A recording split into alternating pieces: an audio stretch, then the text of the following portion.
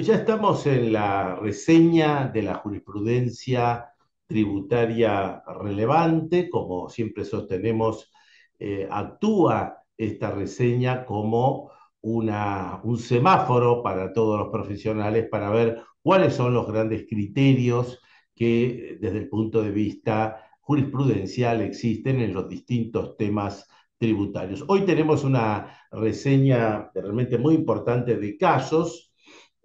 Como siempre, vamos a señalar los aspectos centrales y ustedes están con todo el material para después analizarlo más profundamente. Y un tema con el cual comenzamos y que proviene de la Cámara Federal de Apelaciones de Mar del Plata es el que se refiere a una declaración jurada rectificativa de IVA en menos. Tema que en los últimos tiempos venimos señalando distintas posiciones jurisprudenciales. Acá el contribuyente lo que hace es presentar una declaración jurada rectificativa como consecuencia del error que había cometido en la declaración jurada original del débito fiscal. Y acompaña, a su vez, toda una pericia en este caso respecto de lo que es la verdadera determinación. Y entonces acá lo que nos parece fundamental, que señala en definitiva la jurisprudencia, es que tenemos que atenernos en definitiva a que ese error cometido en la declaración jurada, debidamente probado, en este caso a través de una pericia, a través de la documentación y los testimoniales, hacen valer, y esto es lo fundamental, la primacía de la realidad, del principio de realidad económica, y con este argumento la jurisprudencia termina convalidando entonces el criterio que en definitiva tenía el contribuyente. Nuevamente aparece Salta, la Cámara Federal de Apelaciones de Salta, con el tema que ya hemos hecho alguna referencia en reuniones anteriores, en el sentido, si los incumplimientos de la obligación de ingresar y liquidar divisas en los recuperos de IVA de exportaciones impide o no la posibilidad de pago de tales créditos.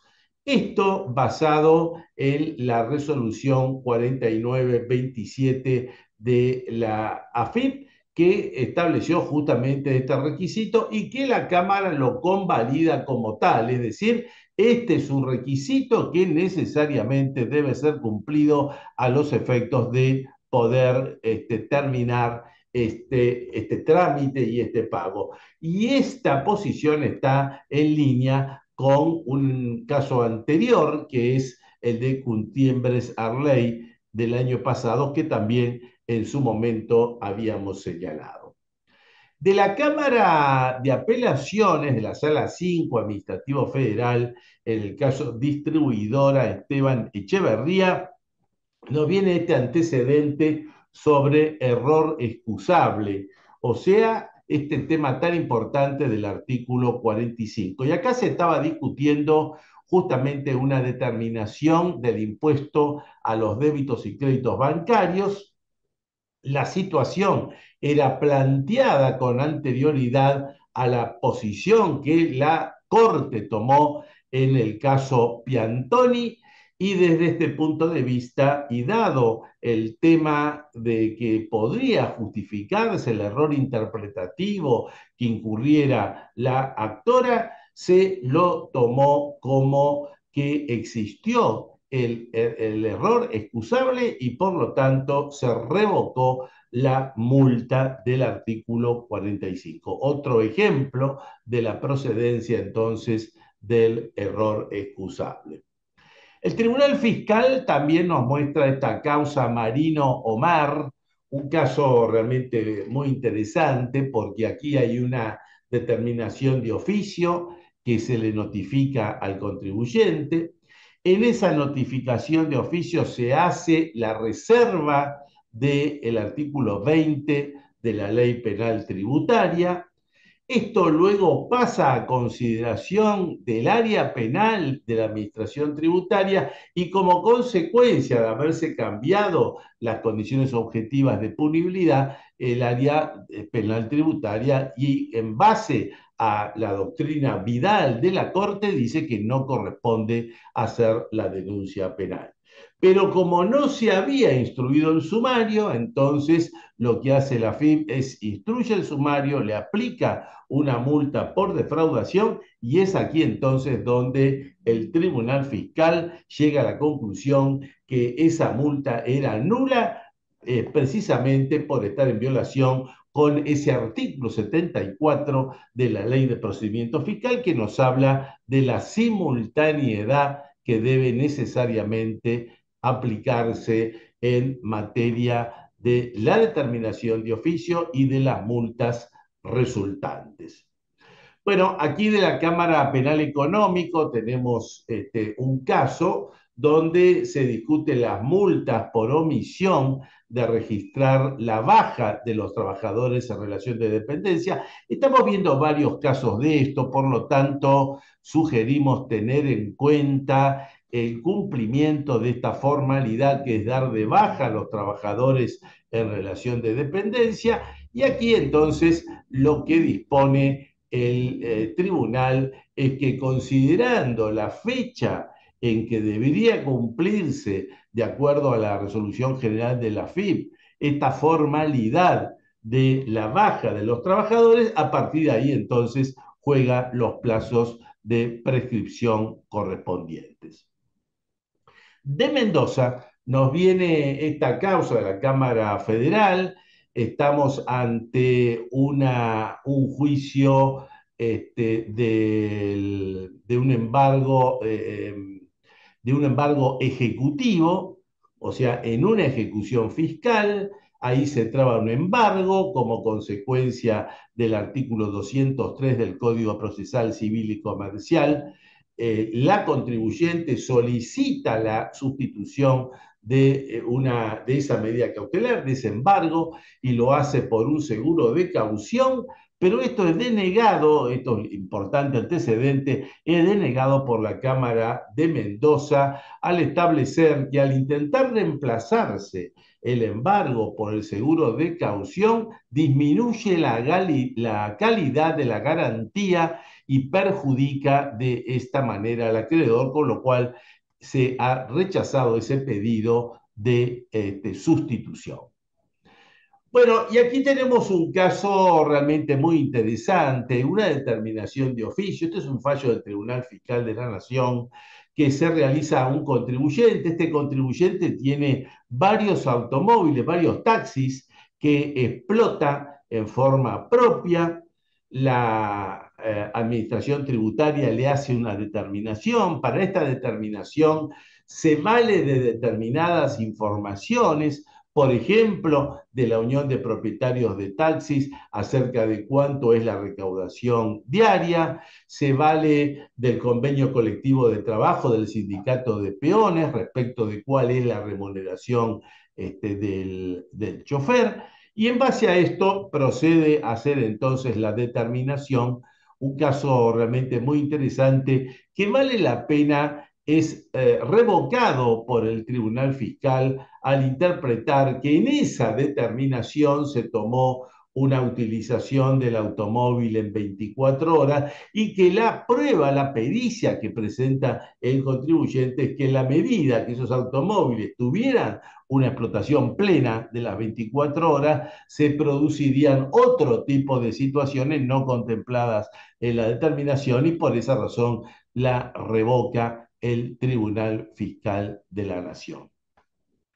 Un caso que también es interesante, este caso viene de la Cámara Federal de Apelaciones de Posadas y se refiere al embargo preventivo. Antes habíamos hablado del embargo ejecutivo, o sea, del embargo en el marco de una ejecución fiscal. Acá estamos hablando de una cosa distinta, es el embargo preventivo, aquello que está previsto en el artículo 111 de la Ley de Procedimiento Fiscal. Y acá, muy importante este fallo porque la Cámara Federal de Apelaciones revoca este pedido del embargo preventivo ante lo que consideró la Cámara como la falta de verosimilitud del derecho. Y esto porque más allá de las facultades que tiene la administración fiscal, debe en todo caso decir cuáles son las razones concretas por las cuales se incurre en esta situación de solicitar el embargo, las cuales no estaban explicitadas en este sentido.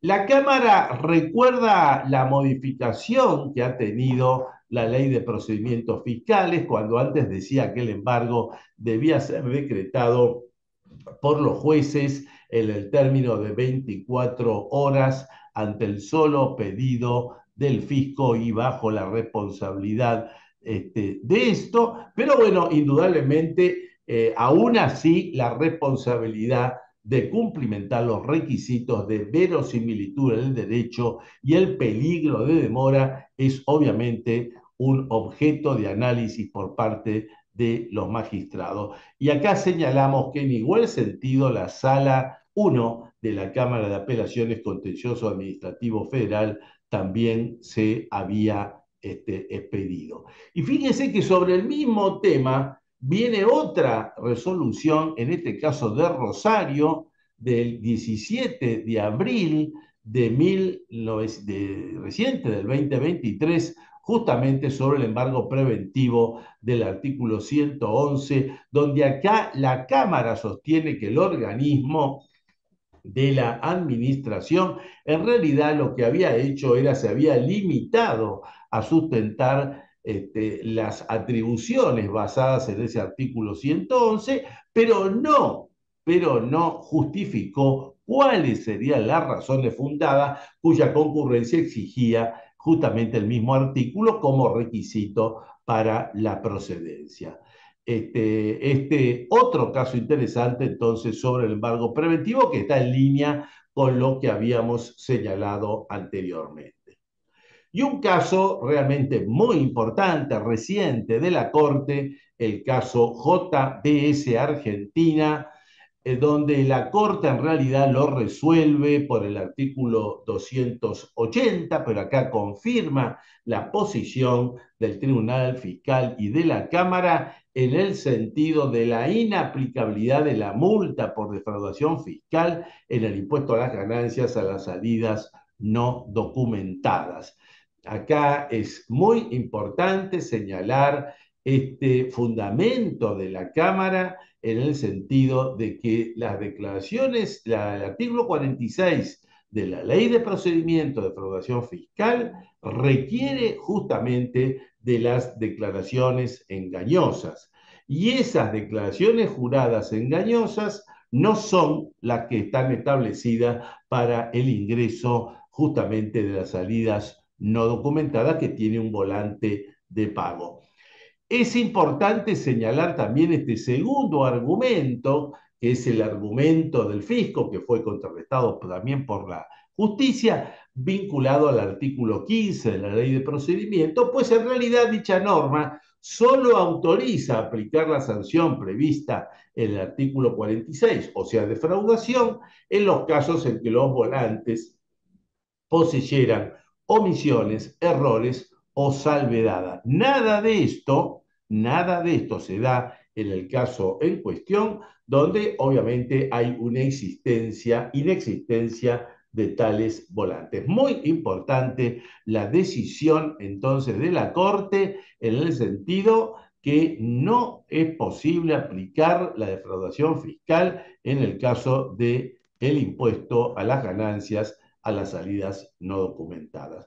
Bueno, y acá tienen ustedes un caso del Tribunal Fiscal en una fiscalización que se hace en un estudio contable. Acá hemos hecho una larga enunciación, que esto les recomendamos para todos nuestros colegas, el poder leerlo en detalle, porque aparecen toda una serie de cuestiones que son ajustadas por la inspección y que en definitiva tienen resoluciones en el Tribunal Fiscal respecto de diversos gastos que en definitiva pueden llegar a tener un estudio contable.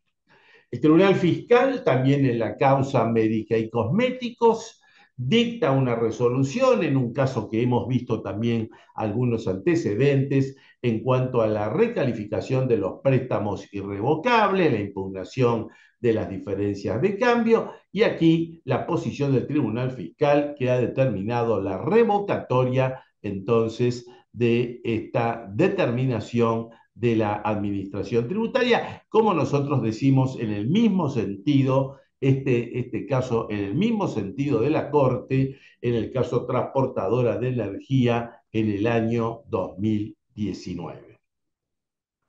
También otro caso importante de la Corte, resuelto en el caso Don Marcelino, en función de la reorganización societaria, el requisito de empresa en marcha, un antecedente realmente de valía, que también sugerimos una lectura atenta a la misma.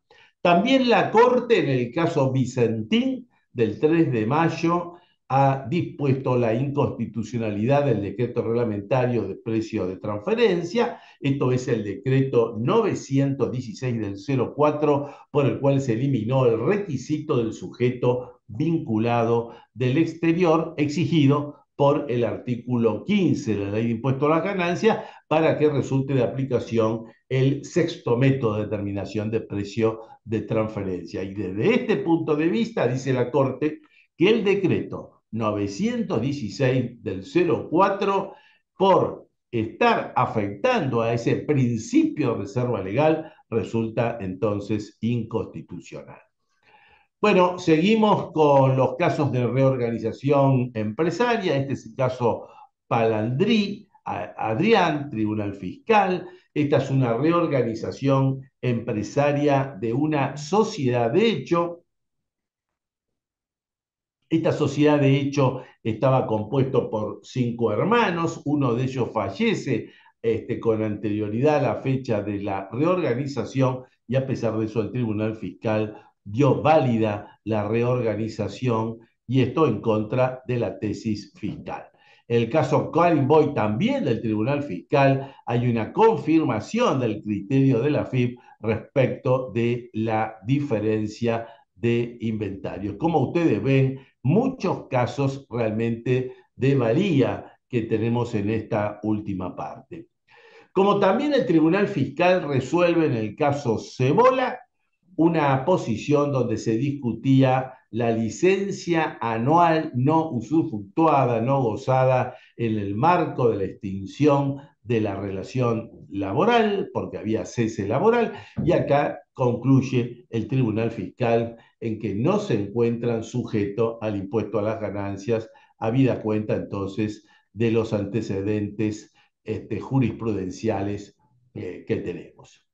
El caso Barrick es un caso muy interesante porque en realidad esta es una determinación de oficio del impuesto a las ganancias a las salidas no documentadas, donde aquí el contribuyente puede probar la acreditación de los beneficiarios de los pagos y el flujo de fondos. Y ante esta posición, ante esa posición de la acreditación de beneficiarios, se revoca la determinación de oficio realizada por el fisco justamente en materia de lo que es esta situación contemplada.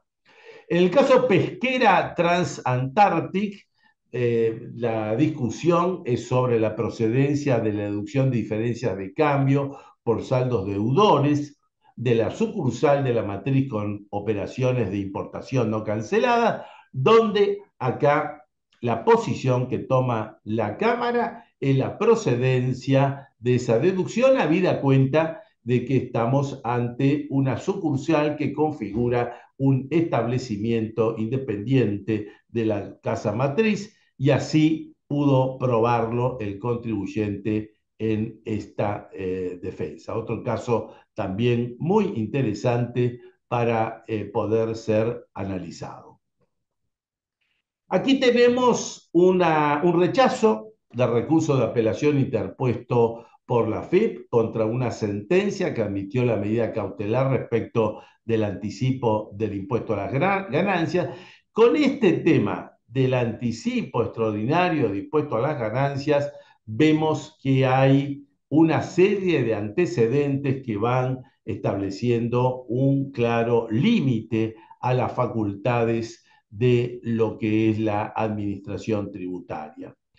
En el mismo sentido, la Cámara Federal, la Cámara Contenciosa Administrativa, en un fallo reciente del 30 de mayo, en la causa CCSA, estableció, le dio una medida cautelar, dijo que era procedente la medida cautelar del anticipo extraordinario requerido por el contribuyente, y esto como consecuencia de la existencia de saldos a favor del contribuyente que, como sabemos, no son tomados en cuenta por la administración tributaria. Este segundo caso también entonces de mucho interés. Y un tercer caso sobre este mismo tema del anticipo extraordinario, ahora de Córdoba, del Juzgado Federal de Córdoba, donde también el juez convalida la medida cautelar por el anticipo extraordinario de impuesto a las ganancias ante la existencia del quebranto impositivo. Como ustedes ven, en todos estos casos podemos observar claros límites que la justicia está poniendo a la administración tributaria en esta materia. En el caso yacante de la Cámara Federal, el tema que se discute es la gravabilidad del IVA en los servicios de hospedaje por servicios prestados a obras sociales. Acá se llega a la conclusión que estaba gravado con el IVA porque el contribuyente no contaba con personal sanitario y de esta manera entonces no se daba la aplicación que en definitiva establece la norma legal.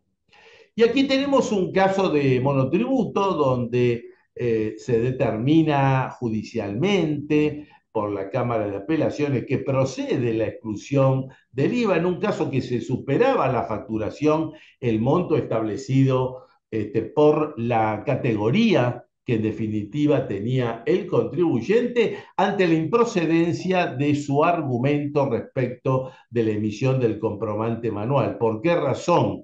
Ese comprobante manual no estaba legitimado para poder, en definitiva, ser utilizado por el contribuyente.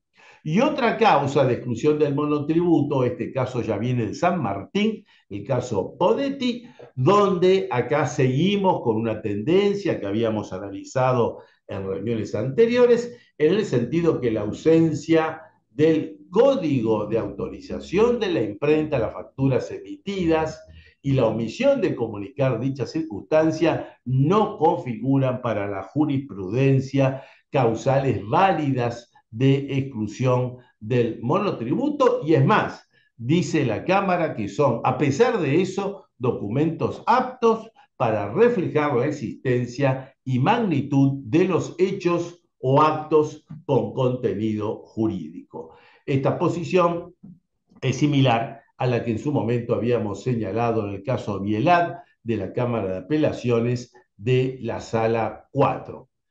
O sea que seguimos con esta misma posición.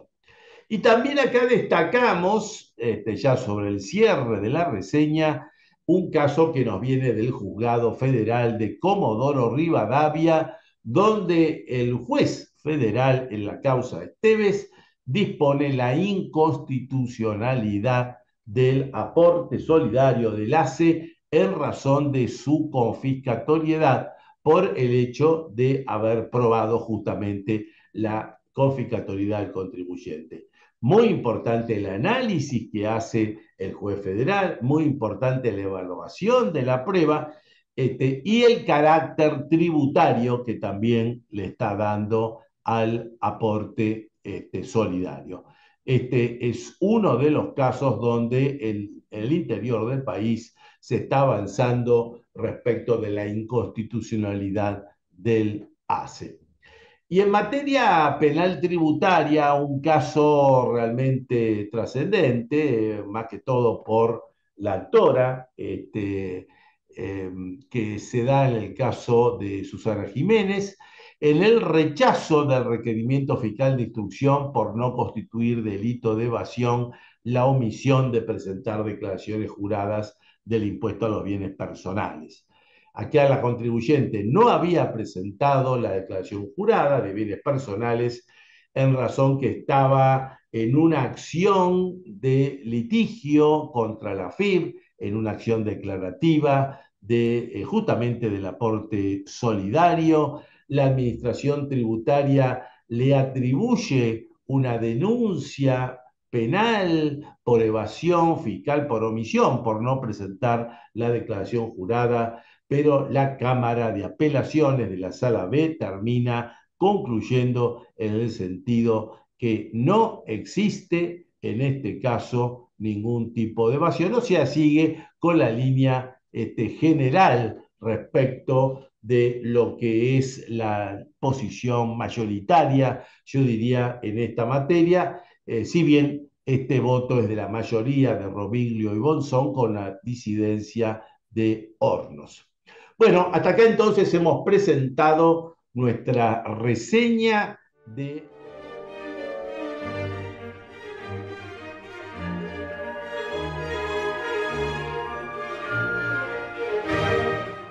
respecto del tema del proyecto de regularización fiscal, quería hacer los siguientes comentarios.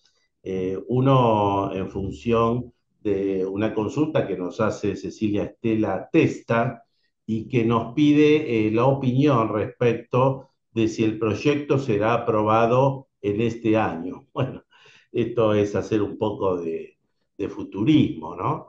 Pero, diríamos, mi posición es que lo veo muy difícil, este tema de la aprobación, porque desde el punto de vista político estamos observando grandes problemas, grandes limitaciones respecto de la conformación de la Cámara de Diputados para tratar los distintos proyectos y aún yo diría, para componer un poco el orden del día de los temas a tratar. Así que desde este punto de vista no me parece que sea un tema prioritario para las distintas bancadas políticas. En otro sentido, nos preguntan por la fecha de preexistencia.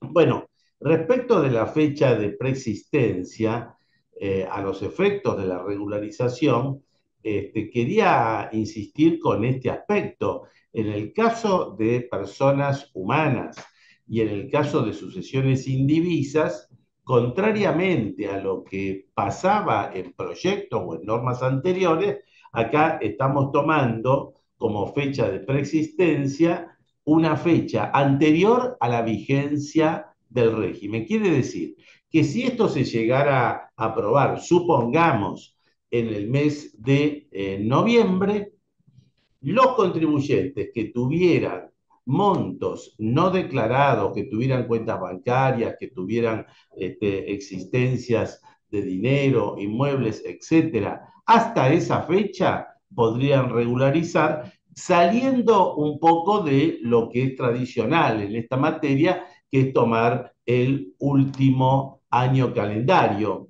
Generalmente tomábamos diciembre del año anterior. Esto, como habíamos sostenido, implica una modificación importante respecto de lo que es tradicionalmente este tipo de regímenes. Y por último, quería insistir una vez más en un aspecto práctico importante que se refiere al IVA de facturas apócrifas. Los contribuyentes que estén ante estas situaciones podrán utilizar la regularización para blanquear estas situaciones. Por supuesto que para esto, a los efectos de determinar cuánto sería el monto que deben regularizar, deben aplicar esa fórmula que hemos hablado. Entonces, con esa fórmula llegamos a determinar matemáticamente cuánto sería el monto a regularizar, que estaría entonces tomando como beneficio que justamente se exime al contribuyente el IVA por las facturas apócrifas que puedan estar impugnadas. Acá insisto con algo que hemos mencionado. Nosotros para este criterio estamos tomando lo que pasó en regímenes anteriores y estamos tomando la doctrina de la Corte. Entonces la Corte ha señalado que si en estos regímenes de regularización el IVA del crédito fiscal no queda expresamente excluido dentro de los beneficios, puede beneficiarse con el régimen. Y en este caso claramente no está excluido, por lo tanto tendríamos este beneficio. Muy bien, hasta acá llegamos con la reunión de hoy, la reunión de junio.